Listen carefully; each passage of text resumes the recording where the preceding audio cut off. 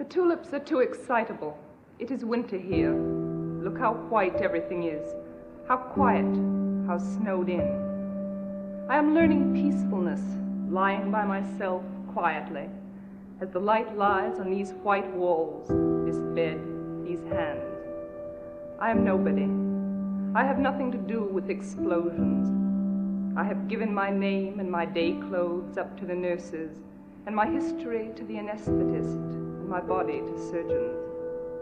They have propped my head between the pillow and the sheet cuff, like an eye between two white lids that will not shut. Stupid pupil, it has to take everything in. The nurses pass and pass, they are no trouble. They pass the way gulls pass inland in their white caps, doing things with their hands, one just the same as another, so it is impossible to tell how many there are. My body is a pebble to them. They tend it as water tends to the pebbles it must run over, smoothing them gently. They bring me numbness in their bright needles. They bring me sleep. Now I have lost myself. I am sick of baggage. My patent leather overnight case like a black pillbox.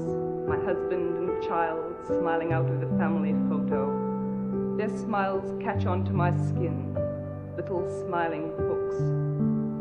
I've let things slip. A 30-year-old cargo boat stubbornly hanging on to my name and address. They have swallowed me clear of my loving associations.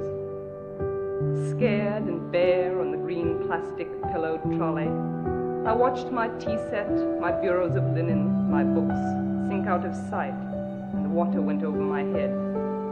I am a nun now. I have never been so pure. I didn't want any flowers. I only wanted to lie with my hands turned up and be utterly empty. How free it is. You've no idea how free. Peacefulness is so big it dazes you. And it asks nothing. A name tag, a few trinkets. It is what the dead close on, finally. I imagine them shutting their mouths on it like a communion tablet. The tulips are too red in the first place. They hurt me.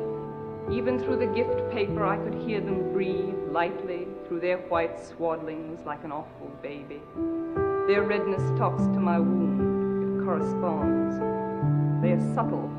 They seem to float, for they weigh me down, upsetting me with their sudden tongues and their color, a dozen red lead sinkers round my neck.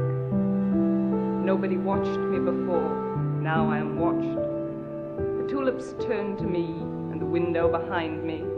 For once a day, the light slowly widens and slowly thins, and I see myself, flat, ridiculous, a cut paper shadow between the eye of the sun and the eyes of the tulips, and I have no faith.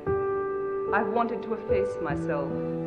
The vivid tulips eat my oxygen.